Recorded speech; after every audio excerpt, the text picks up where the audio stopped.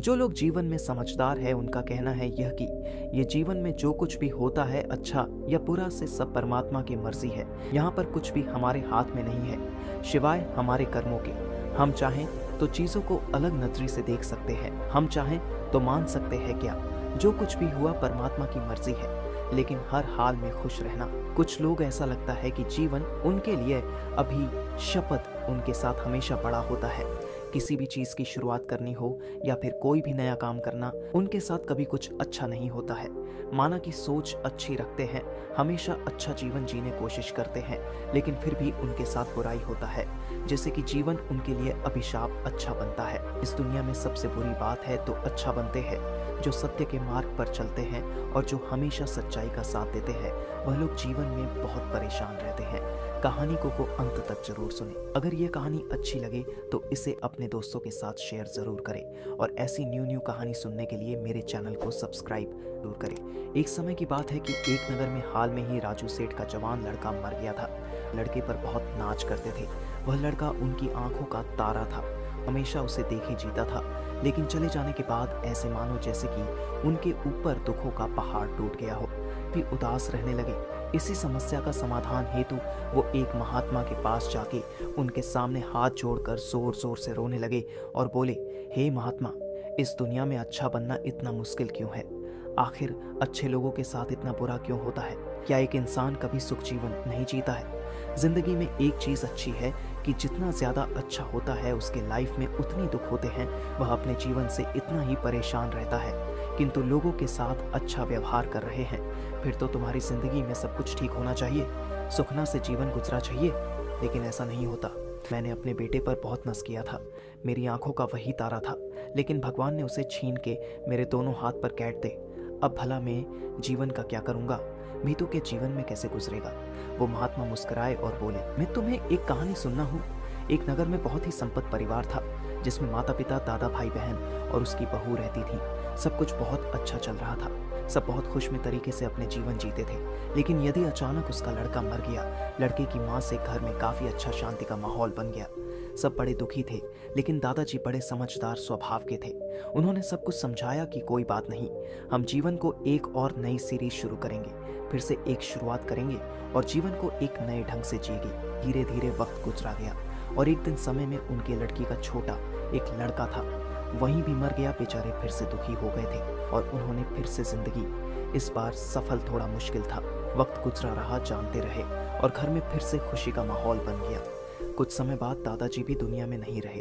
अब उसे घर में सिर्फ उनके वह और उनकी पोती दो ही थे। बड़ी हो चुकी थी। उसे पता था कि उसकी लाइफ में कुछ भी अच्छा नहीं हुआ, क्योंकि उसने कम उम्र में ही अपने पापा, अपने भाई, अपने दादा को इस दुनिया को छोड़कर जाते हुए देखा था। अंदर भी से बड़ी दुखी थी, इनसे रहा नहीं गया और माँ से उसने वही सवाल किया कि हमारी जिंदगी बहुत अच्छी हो, दुनिया में बहुत तकलीफ है, पर हमारे साथ ईश्वर है, लेकिन मुझे तो नहीं।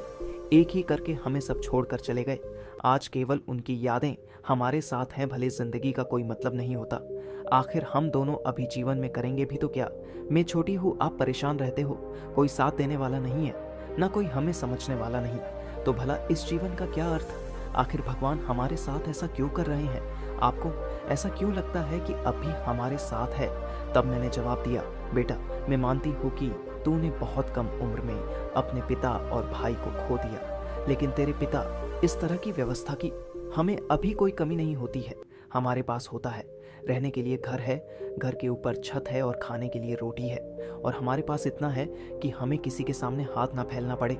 और उनके जान के बाद भी तुम्हारी परवरिश में कभी कोई कमी नहीं आई, तो भला तुम्हें किस बात की चिंता है? अगर तुम्हारे और मेरे नसीब में उन सब से दूर जाना ही तो था, तो ईश्वर वैसा यह जैसा होना था। परिसर विश्वास रखते हुए हमने हमेशा उनका आभार किया और हमेशा एक नई शुरुआत करी। उन्हें कारण हमें इस दुख को सहने का एक नया तरीका मिला। अगर हिम्मत नहीं होती तो आज हमारा जीवन अभिशाप बन जाता। इस दुनिया में सब ने किसी न किसी को खोया है। इस दुनिया में हर किसी के साथ कभी ना कभी कुछ बड़ा हुआ है। तो जीवन में जो कुछ हुआ उसे याद रखना में भलाई है। यह एक नई शुरुआत करके ज़िंदगी की नहीं और चलाना ये हमारा फ़र्ज़ है। देखो, देखने और सोने का नज़रिया है बाकी, आप चीज़ों को कैसे समझते हो कि आपको हाथ में है ये सब कुछ। फिर वो महात्मा उसी को समझते, चिंता कर लेने से समस्या का हल नहीं होता है। मिलता अगर तुम जीवन में सत्य को स्वीकार नहीं करते, तब तुम हाथ में नहीं है। इंसान के जीवन में कभी कुछ भी इंसान के हिसाब से नहीं होता। तुमसे जैसा सोचा है, तुमने जैसा कल्पना किया, कभी भी वैसा नहीं होता। जीवन एक अनमोल सच है। जीवन में सुकून से जीने का एक सही रास्ता है कि तुम सच को स्वीकार करो, आगे बढ़ते चलो। यहाँ पर कुछ भी तुम्हारे साथ जीवन भर नहीं रहता है। तुम यहाँ पर कुछ भी बदल नहीं सकते। तुम्हारे हाथ में कर्म है, तुम जो कर से हो और जो हो रहा है। लेकिन जो तुम्हारी मर्जी के बिना हुआ, जिसे तुमने कल्पना नहीं करी थी, उसका होना जरूरी था। पहले से ही इंसान के साथ क्या बड़ा हुआ, इंसान में क्या, इंसान ने क्या को दिया। इंसान हमेशा उन्हीं गिनती करता है, लेकिन उसके पास क्या है और वह क्या क्या कर सकता है, वह इस बात पर कभी ध्यान नहीं देता। वह राजू सेठ महात्मा का बहुत धन्यवाद करते हैं और एक जीवन की नई शुरुआत करने से निकल जाता है। रास्ते में जाते समय उन्हें एक अनाथ बच्चा देखा है। जो बच्चा खेत मेहनत कर रहा होता, उसे पूछते हैं तो बताया है कि उसका इस दुनिया में कोई नहीं है, बिल्कुल अकेला है, अपना अब गुजरा करता है। और राजू सेठ जी बहुत खुश होता है कि चलो, भगवान ने मुझे किसी और का जीवन उद्धार करने का मौका है, बिल्कुल दिया है, इसलिए मैं स्वीकार करता हूँ। उसे बच्चे को गोद ले लेते हैं और अपना बेटा मान के जीवन की एक और नई शुरुआत देते हैं।